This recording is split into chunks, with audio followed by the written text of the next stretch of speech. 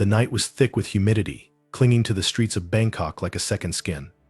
The city was alive with its usual chaos, motorbikes darting through narrow alleys, the murmur of distant voices blending into the metallic clatter of street vendors packing up for the night. Somewhere, the faint sound of a distant horn echoed from the harbor, where ships rested lazily against the docks. Above, the stars hung dim, obscured by clouds that threatened rain, yet never delivered. It was a city that never fully slept, but even in its darkest corners, a silence could fall, thick and unnatural, like the moment before a storm. Inside the small apartment, that silence was deafening. A single light flickered in the cramped living room, casting erratic shadows across the walls. The air was heavy with the scent of iron, mingling with the musty odor of sweat and something darker, something more primal. The room seemed frozen in time, each piece of furniture a silent witness to the violence that had shattered the calm. On the floor, a body lay sprawled, still and lifeless. Shuja's body. He was sprawled in a twisted position, as if he had fallen in the middle of a struggle. His clothes were soaked with blood that had long since congealed into thick, black patches. The jagged wound across his neck was the unmistakable cause of death, a brutal slash that had severed the fragile thread of life in a single savage motion. His eyes were wide open, staring unseeing at the ceiling above, as though frozen in the final moment of his suffering, and his mouth hung open, caught in an unfinished scream. Nearby, Alimu sat crumpled on the floor, just inches from his brother's body. His skin was pale, almost translucent in the weak light, and his clothes were soaked in blood, Shuja's blood. His hands were trembling, stained dark crimson, as they hovered above the body, shaking as if they no longer knew what to do with themselves. There was no expression on his face, no outward sign of grief or horror, only a numbing blankness that seemed to have swallowed every emotion whole.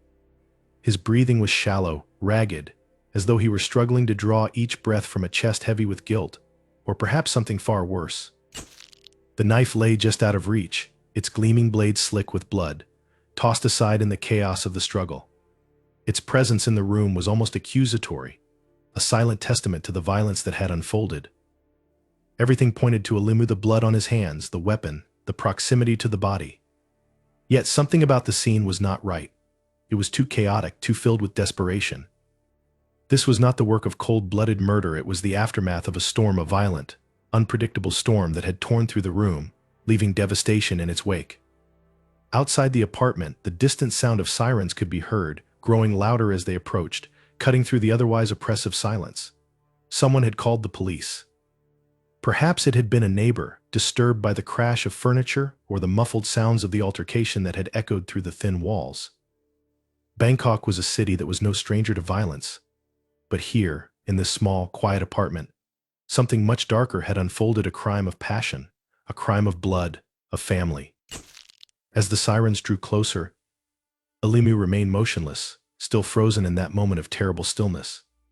His eyes, hollow and distant, flickered briefly toward the door, but there was no urgency in his movement.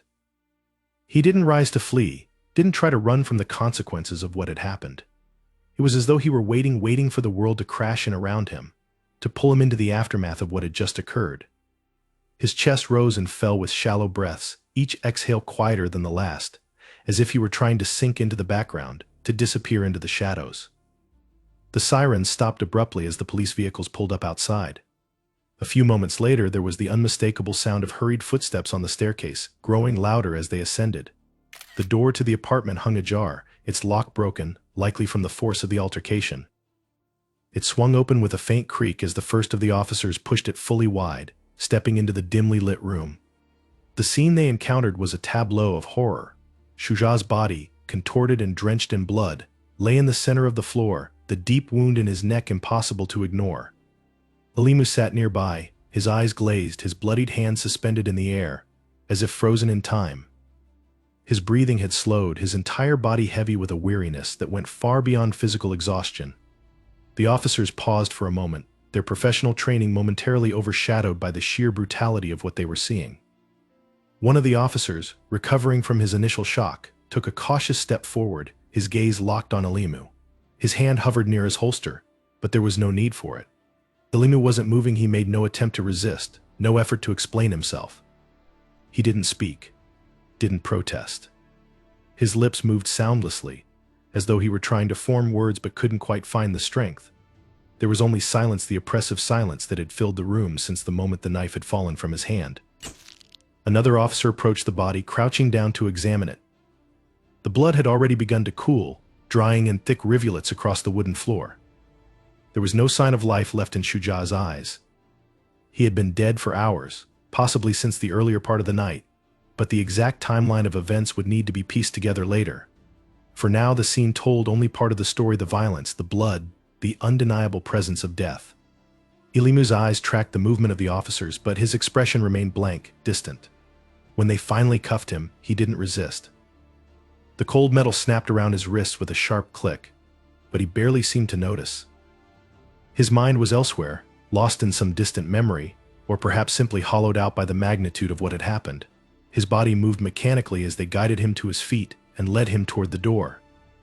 As Ilimu was escorted out of the apartment, his gaze drifted one last time to his brother's body, lying crumpled and lifeless on the floor. The sight of Shuja, who had once been so full of life, now reduced to a motionless corpse, brought no visible reaction. There were no tears, no cries of anguish, just a dull, oppressive silence that clung to Ilimu like a shroud. The officers led him out of the apartment, down the narrow staircase, and into the night. The city was still alive with its usual sounds: the distant hum of traffic, the murmur of people in the streets, but here, at the center of it all, something had irrevocably changed. The sirens faded into the background as the police vehicle pulled away, leaving behind only the crime scene and the lingering sense of something unspeakable having transpired within those four walls. Inside the apartment, the investigation would begin in earnest. Forensics would comb through the evidence, looking for clues in the blood spatter, the positioning of the body, the fingerprints on the knife. The pieces of the puzzle were all there, scattered across the room in a chaotic mess, but it would take time to assemble them, to understand how two brothers once inseparable had come to this. And as the first drops of rain began to fall, tapping softly against the window, the city continued on, unaware of the storm that had already passed inside the small apartment. But for Ilimu, the storm was just beginning. The following morning brought no relief from the oppressive humidity that had gripped Bangkok for days. A dull gray sky loomed over the city as the rain began to fall in earnest, a steady drizzle that turned the streets slick and treacherous. The chaos of the night before had faded, but in the small apartment where Shuja's life had ended, the tension was only beginning to tighten. The investigation had commenced, and with it, the city's secrets hidden beneath layers of time, memory, and guilt began to unravel. The apartment was sealed off, marked as a crime scene, with yellow tape fluttering weakly in the wind that pushed its way in through the broken door. Inside, a team of forensic specialists methodically combed through every inch of the cramped space. They moved slowly, careful not to disturb the scene as they photographed, cataloged, and collected. Each piece of evidence was logged and bagged, yet the weight of what had happened in that room clung to the air, thick and suffocating. Shuja's body had already been removed, leaving only a faint outline of where he had fallen, a dark stain of dried blood that marked the spot like a wound that refused to heal. The furniture around the area was askew, some overturned in what must have been a desperate struggle. Broken glass littered the floor from a vase that had been shattered during the altercation, and nearby, a single framed photograph lay face down, its glass frame cracked. It had fallen during the struggle, but no one had picked it up. That photograph would have shown a simpler time, a time before the lives of the two brothers had become so entangled in the darkness of their own making. It was an image of Ilimu and Shuja as children, standing side by side on a beach, the sun shining brightly over the ocean behind them. The two boys, barely 10 years old at the time, smiled at the camera, their arms slung casually over each other's shoulders. There was nothing in their innocent faces to suggest the chaos that would one day consume them both. Outside, in the hallway of the apartment building, a low murmur of voices could be heard as neighbors gathered, whispering amongst themselves, casting furtive glances toward the crime scene. The story of the murder had spread like wildfire through the building. It had become a topic of whispered conversations, fueled by speculation and thinly veiled fear. In a city like Bangkok, where everyone seemed to live shoulder to shoulder, privacy was a rare commodity, and secrets were currency. The neighbors knew the twins, of course everyone did. The brothers had been fixtures in the community, their presence a quiet but unmistakable part of the fabric of the neighborhood. But no one had truly understood them, not until now. The investigation was led by Detective Nyota Majiwa, a seasoned investigator who had spent years navigating the murky waters of Bangkok's underworld. She had seen her fair share of crimes in this city: robberies, assaults, even the occasional murder, but something about this case set her nerves on edge in a way she couldn't quite explain. It wasn't just the brutality of the crime or the peculiar dynamic between the brothers that gave her pause. There was something more here, something buried beneath the surface, something she could feel but couldn't yet see. From the moment she stepped into the apartment, Nyota had been struck by the oppressive atmosphere of the place. It was as if the walls themselves had absorbed the violence that had unfolded within them. The tension in the air was palpable, heavy with unspoken words and the lingering echo of a final, desperate confrontation. As she moved through the room, her eyes flicked over the scene, taking in every detail: the broken furniture, the scattered blood droplets, the overturned photograph cataloging each piece of evidence in her mind. She knew the crime scene would tell her a story, but it would be incomplete. The truth of what had happened here would only be found in the minds of those still alive. Ilimu, the sole surviving twin, had been taken into custody, but his silence was deafening. The few details they had managed to gather in the immediate aftermath of the murder painted a disturbing picture, but there were still too many unanswered questions. What had driven the brothers, once inseparable, by all accounts, to such a violent end? And why had Ilimu, who had always been the quieter, more withdrawn of the two, allowed things to spiral so far out of control?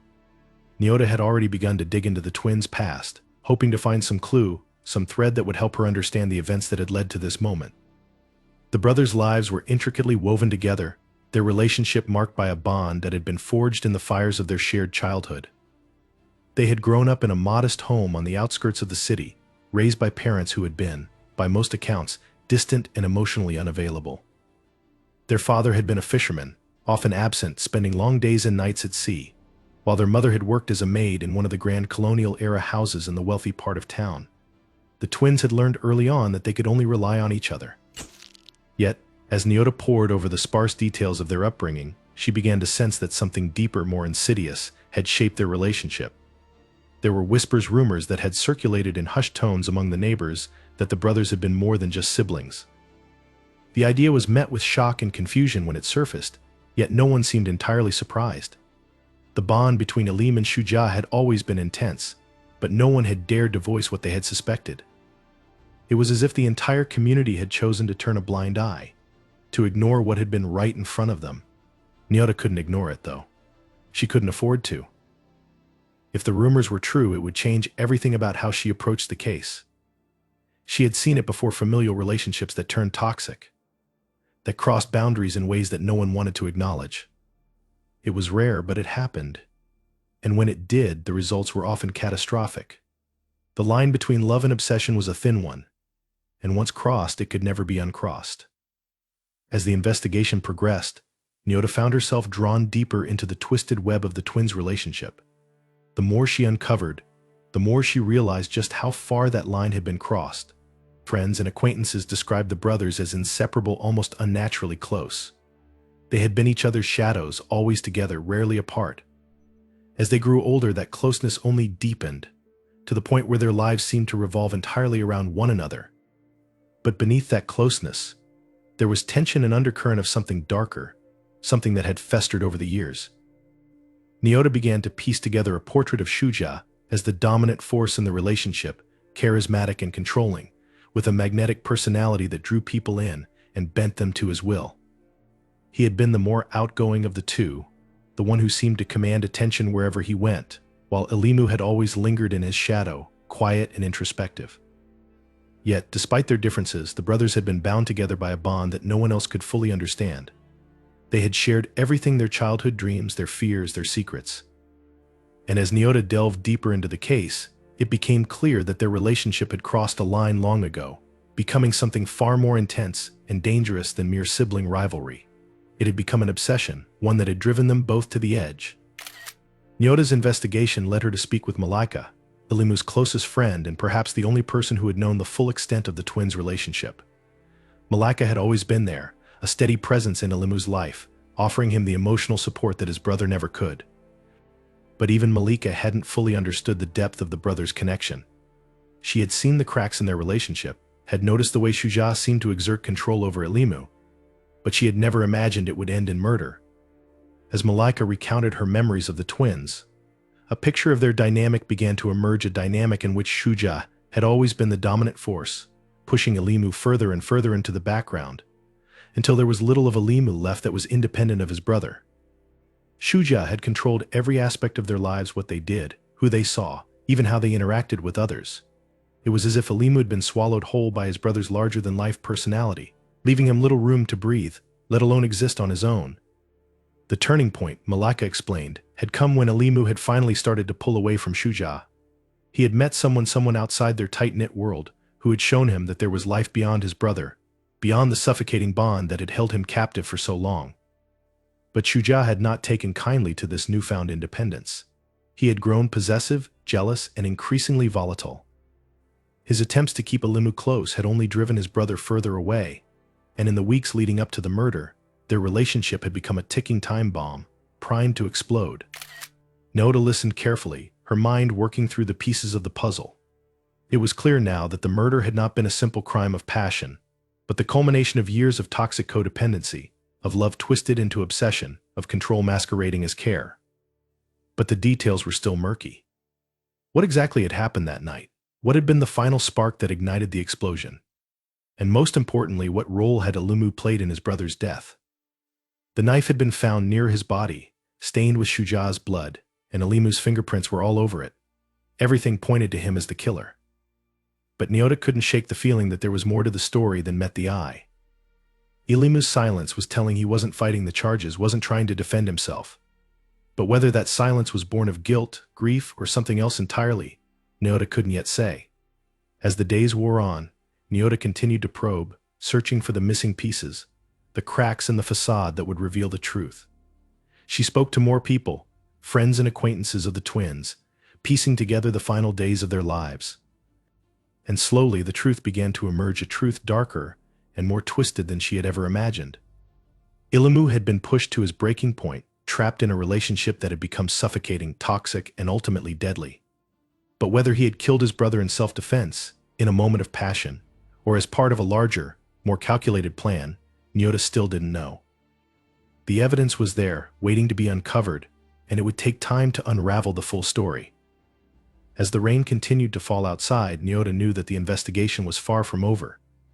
But one thing was clear: the bond between the twins had been their undoing, and now only one remained to face the consequences. Days had passed since the murder, and while the city of Bangkok had resumed its usual chaotic rhythm, the investigation into Shuja's death only grew more tangled. Every new discovery seemed to lead to more questions than answers. What had initially seemed like a clear-cut case of domestic dispute turned deadly between two brothers was unraveling into something far more complex, something that resisted simple explanations. Alimu remained silent in his cell, offering no defense, no confession, and no clue as to what had truly happened that night. His reticence gnawed at Detective Nyota Majiwa.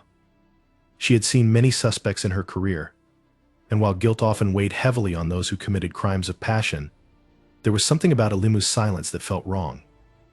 It wasn't the quiet of a man who was burying his guilt deep within it, it was the silence of someone trapped, someone who had surrendered to the weight of a fate they believed they could not escape. But why? Was it grief, shame, or fear? Nyota needed to know.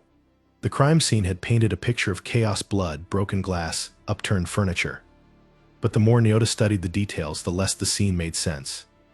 There were too many signs of a struggle for this to have been a simple, impulsive act. The room felt staged, as if some of the chaos had been deliberately created to obscure the truth. The bloodstains, the knife's placement, and the scattered objects all felt too convenient, too perfect in their imperfection.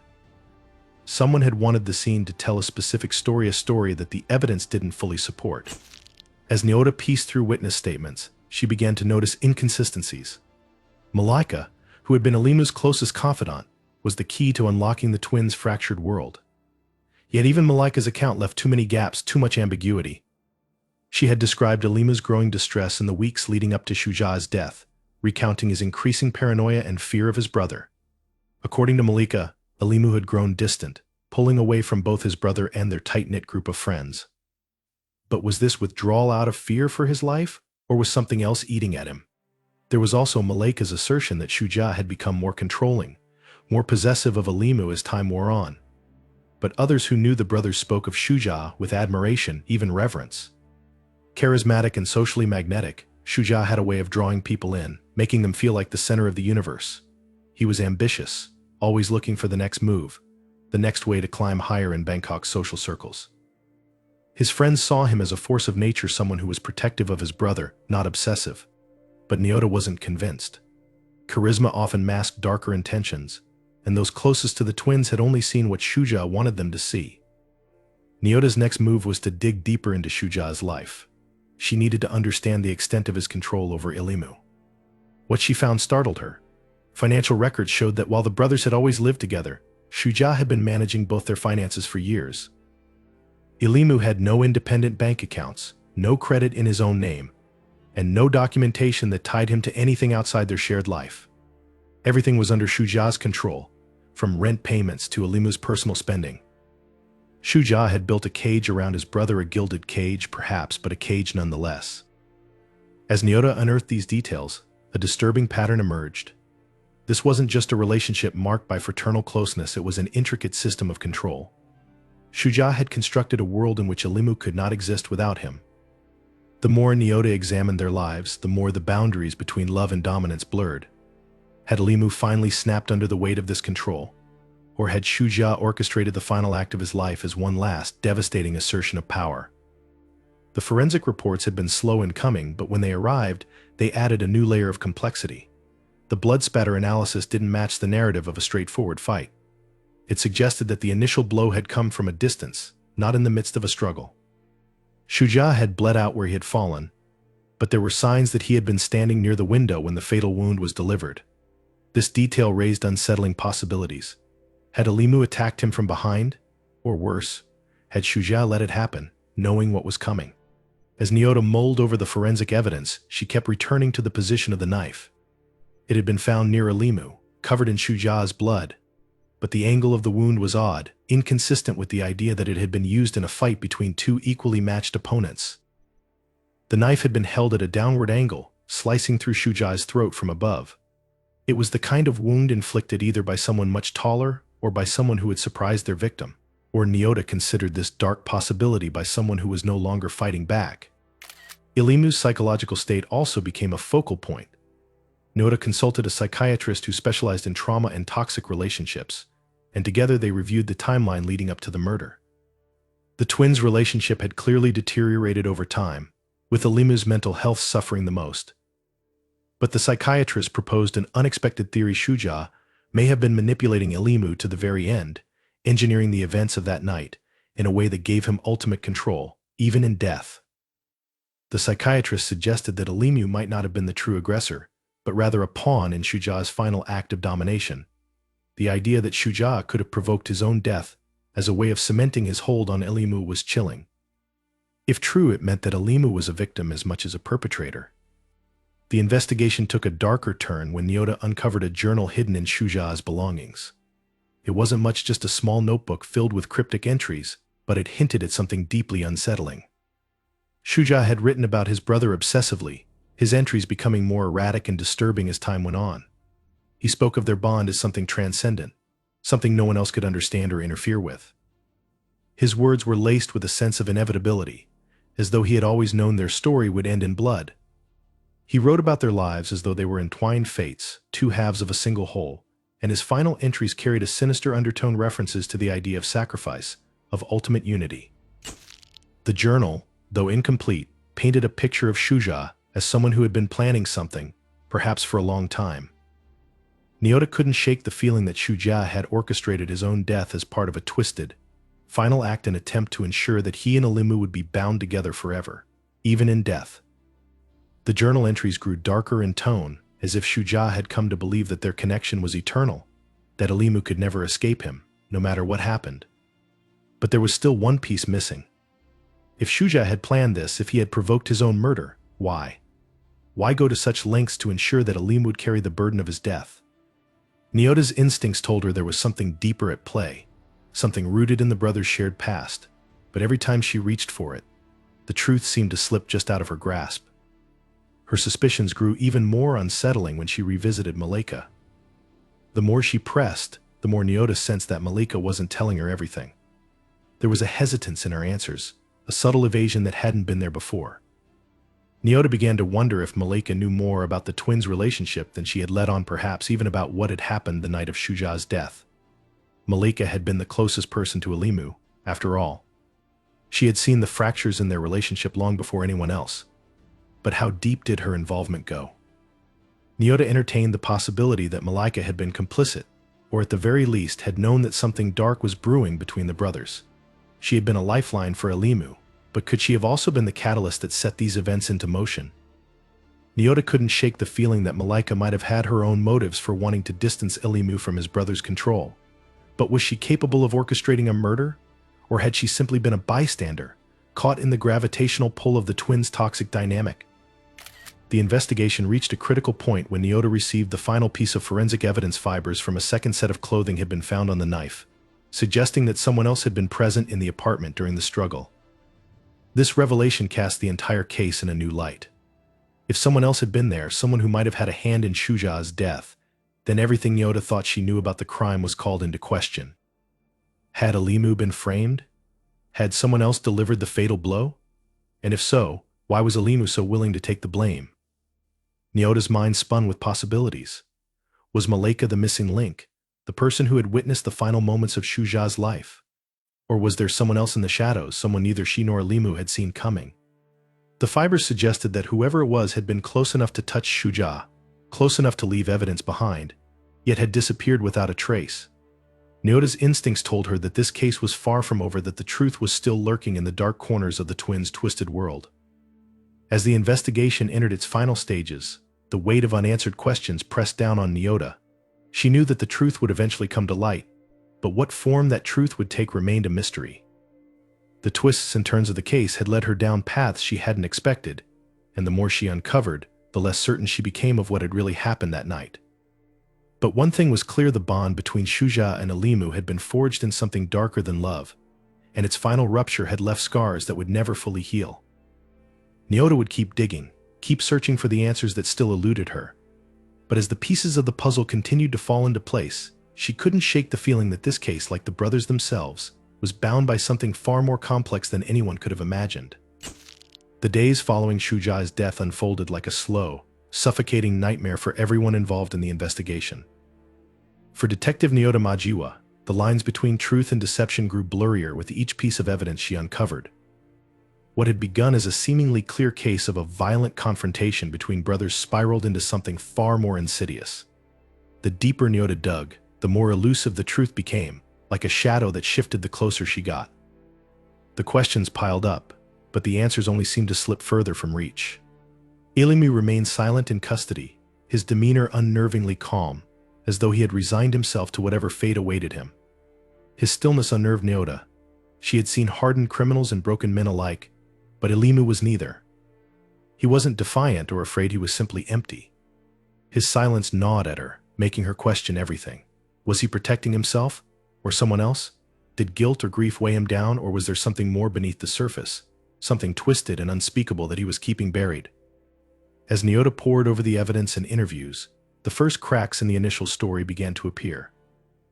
Forensics had established the basics: Shuja had died from a single deep slash to the throat, his body collapsing near the center of the living room, where he had bled out. The knife, covered in Shuja's blood, had been found near Alimu, his fingerprints on the handle. The scene was chaotic: overturned furniture, shattered glass, streaks of blood that painted a picture of a violent struggle. But something about it didn't sit right with Nyota. The mess seemed too deliberate, as if someone had gone out of their way to make it look like an uncontrollable fight had erupted. The blood spatter analysis was the first clue that something else might have happened. While the blood pooling near Shuja's body and the erratic streaks across the floor suggested movement during the attack, the distribution of the blood didn't match the expected patterns for a heated fight. In fact, the fatal blow appeared to have been struck from an angle that suggested Shuja was stationary, possibly even unresisting, when the knife was drawn across his throat. This wasn't an act of rage. It was more precise, more intimate, almost ritualistic in its brutality. Had Shuja let this happen? That unsettling thought wormed its way into Nyota's mind and refused to leave. It made no sense on the surface who would willingly let themselves be murdered. But the more she learned about the brothers' dynamic, the less rational the case seemed. Witnesses described the relationship between Alimu and Shuja as almost unnaturally close, but also profoundly imbalanced. While Shuja had always been the charismatic one, pulling people into his orbit, Alimu had lingered on the sidelines, forever overshadowed by his brother's larger-than-life presence. Shuja was the sun, and Alimu the planet caught in his gravity. The more Nyota learned, the clearer it became that this wasn't a simple case of sibling rivalry gone wrong. Shuja had controlled every aspect of their lives financially, emotionally, and perhaps even physically. Alimu, by all accounts, had never been able to escape that control. But what wasn't clear was whether Shuja's death had been the result of Alimu finally breaking free, or something far more sinister. Malaika, Alimu's closest friend and confidant, became a key figure in Nyota's investigation. Malaika had been the only person Alimu had trusted outside his bond with Shuja, and yet her account of events was troublingly vague. Malika described how Alimu had become increasingly withdrawn in the months leading up to the murder, how he had confided in her about his growing fear of Shuja, but her details about the night of the murder were frustratingly sparse. She had been with Alimu earlier in the day, but claimed she hadn't seen him after dusk.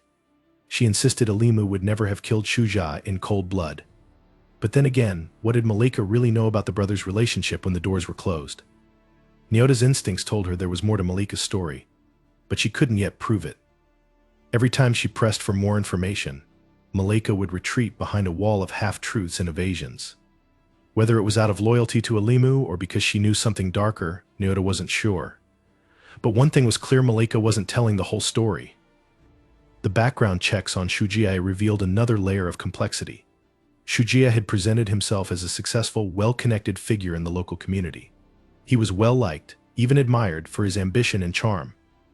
Yet beneath that polished exterior, Nyota uncovered a trail of manipulative behavior and secretive dealings. Financial records showed Shuja had been in significant debt, and while he had maintained control over his and Alimu's shared finances, it was clear that he had been using Alimu's name and credit to cover his own mounting expenses. Shuja had been living on borrowed time, financially speaking. This revelation raised the question: was Shuja's death a result of this mounting pressure? Was Alimu a pawn in his brother's financial ruin, manipulated into committing murder?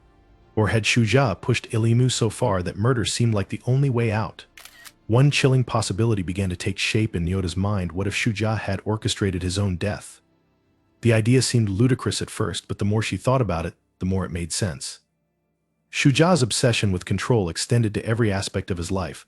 Why wouldn't it extend to his death as well?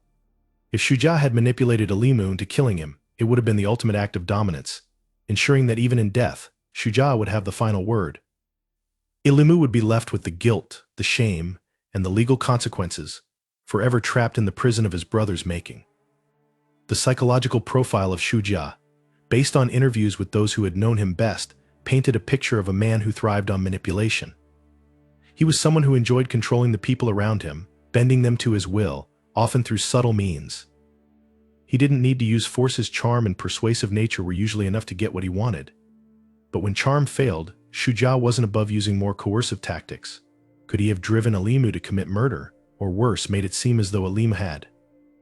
The forensic evidence suggested it was possible.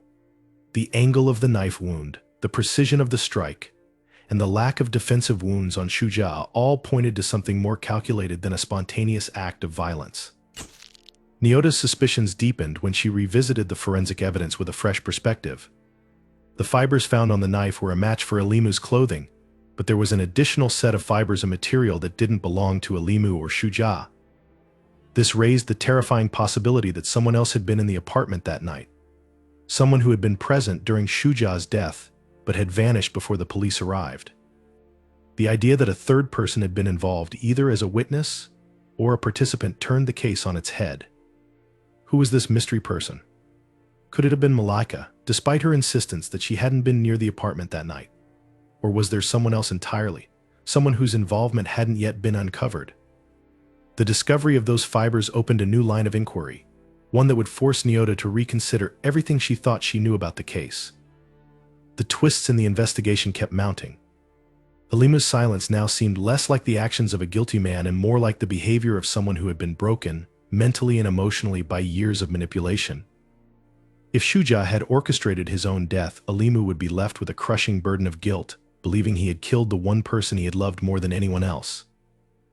That kind of guilt could easily explain his refusal to speak. Why would he defend himself if he believed he was responsible? Nyota knew she had to press Malika further.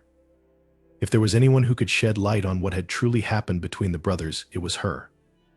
But as Nyota dug deeper into Malika's life, she discovered something unexpected. Malika had her own complicated history with Shuja. There had been tension between them, subtle but undeniable. While Malika had been close to Alimu, her relationship with Shuja had always been fraught. Shuja had never approved of Alimu's friendship with her, viewing her as a threat to his control over his brother. Had Malika harbored a grudge against Shuja? Could she have played a part in his death, either directly or indirectly? Nyota's mind raced with possibilities. Perhaps Malika had seen an opportunity to free Alimu from Shuja's grasp and had taken it. Perhaps she had even convinced Alimu that killing Shuja was the only way out. Or, more disturbingly, perhaps she had been the one to orchestrate the entire event, knowing that Alimu would take the fall for her actions. There was no hard evidence yet, but Nyota couldn't ignore the growing sense that something was deeply wrong with Malika's story. Her evasions, her vague descriptions of Alimu's mental state, and her reluctance to provide specific details all pointed to someone hiding something. Whether she was covering for Alimu, herself, or someone else entirely, Nyota couldn't yet say. But the fibers on the knife and the inconsistencies in her statement suggested that Malika was far more involved than she had let on. As the investigation neared its climax, Nyota found herself standing at the edge of a precipice. The truth was out there just beyond her reach, but every step closer revealed new, darker layers to the twins' tragic story. The relationship between Alimu and Shuja had been a tangle of love, obsession, and control so intertwined that it was impossible to tell where one brother ended and the other began. Shuja's death, whether planned or accidental, had left a void that could never be filled, and Alimu, still silent in his cell, remained the key to unraveling it all. Nyota knew that the case was far from over. There were still secrets to be uncovered, still pieces of the puzzle that hadn't fallen into place. But one thing was clear: whatever had happened in that apartment, it wasn't the simple act of violence it had first appeared to be. The truth was far more complex, and far more disturbing. The further Detective Nyota Majiwa delved into the tangled web of the twins' history, the more she felt as though she was unearthing something ancient and poisonous. It was as though every new discovery pulled her deeper into a world that had long been festering, hidden beneath the surface of their lives. The murder wasn't just an isolated event. It was the culmination of years of secrets, trauma, and emotional scars that had been building to an inevitable, violent breaking point. The truth was buried in their past, and Nyota was determined to exhume it. The more she investigated, the more she came to understand that the bond between Alimu and Shuja had never been a simple one. From the outside, they had appeared as nothing more than close siblings, twin brothers, always together, with a bond deeper than most could comprehend. But that bond was far from healthy. It had begun as a lifeline born out of necessity, but over time it had twisted into something far more dangerous, something neither of them had been able to escape. Nyota's first significant breakthrough came when she managed to track down a former teacher of the twins, a man named Mr. Kamal. He had known them during their adolescence, when they had been enrolled in a local boarding school just outside Bangkok. The picture Mr. Kamal painted of the twins' early years was striking. Even as children, they had been inseparable, bound by a shared isolation that set them apart from the other students. They had arrived at the school with a kind of unspoken understanding that they needed only each other. No one else could breach the wall they had built around themselves. Their home life, Nyota learned, had been cold and distant. Their father had been a fisherman, often away for weeks at a time, while their mother worked long hours cleaning houses for wealthy families on the other side of the city. With their parents largely absent, Alimu and Shuja had learned to rely on one another. They shared everything: meals, secrets, dreams. They even slept in the same bed, until they were almost teenagers, long after most boys would have demanded their own space. To them, it was natural. The world outside was indifferent, sometimes hostile, but inside their shared universe they were safe. Yet, even at that young age, Mr. Kamal had noticed something unsettling about their relationship. While Shuja had always been the more outgoing of the two, Alimu had clung to him like a shadow, quiet and watchful. Shuja was charismatic, able to draw others to him effortlessly, but he never allowed anyone to get too close. His charm was a shield, deflecting people from seeing what lay underneath. And Elimu, always present, always following, was there to reinforce that barrier. Together, they formed an impenetrable unit, one that no one dared to question. But behind that closeness, there were early signs of dysfunction. Mr. Kamal recalled moments of odd behavior, how Shuja would sometimes speak for Elimu, answering questions that weren't his to answer, making decisions on his brother's behalf without a second thought. Elimu, for his part, never seemed to mind. In fact, he appeared almost relieved when Shuja took control, as if he preferred to let his brother steer the course of their lives. Nyota couldn't shake the feeling that this dynamic had set the stage for the tragedy to come. It was during their teenage years, though, that things took a darker turn. The more Nyota uncovered about this period of their lives, the more she realized that the twins' relationship had crossed boundaries that most siblings would never approach. As they grew older, the bond between them became more intense, more isolating. They didn't date, didn't form close friendships outside of each other. There were whispers, faint rumors that circulated among the other students at the boarding school, but no one could say for sure what was happening between the two brothers. The other boys avoided them, sensing something strange in the way they interacted, but no one dared to confront them about it. Nyota's investigation led her to their childhood home, a small, crumbling house on the outskirts of Bangkok. The house had been abandoned for years, left to decay after their parents had passed away, but it held memories that hadn't yet faded. In a dusty corner of the attic, Nyota found a box of old photographs and letters. The pictures showed two boys who seemed inseparable, always together, always touching in some small, unconscious way. A hand on a shoulder, an arm draped casually across the other's back. Their bond was evident in every frame, but there was something unnerving about the way they clung to each other, even in moments that should have been carefree. The letters told a more troubling story. Written by Shuja to Elimu during the brief periods when they had been separated, they revealed the depth of Shuja's control. His words were filled with promises, reassurances that they would always be together, that no one would ever come between them. The language was possessive, almost desperate, as though Shuja feared losing his brother more than anything else in the world. In one letter he wrote, "We are one, you and I. No one will ever understand us the way we understand each other." The sentiment echoed through every letter, a refrain that seemed to bind them tighter with each passing year. Nyota began to see the pattern clearly. Shuja's control over Elimu had started long before adulthood, long before the murder. It had been a slow, insidious process, one that had begun in childhood and only deepened with time. What had once been a necessary bond, forged out of loneliness and neglect, had turned into something far more toxic. Shuja had become the dominant force in their relationship, not through overt cruelty but through the subtle, pervasive influence of his presence. Elimu had never learned how to exist without his brother's guidance, and Shuja had ensured that he never would. But the most disturbing revelation came when Nyota revisited the idea of their queer identity, a facet of their relationship that had long been whispered about but never openly discussed. Through interviews with former neighbors and friends, Nyota pieced together the uncomfortable truth: the twins' emotional connection had crossed into the realm of the physical. It had been an open secret, something everyone seemed to sense but no one dared confront. The taboo nature of their relationship had isolated them further, trapping them in a cycle of dependence and shame. It was Malika who confirmed what Nyota had begun to suspect.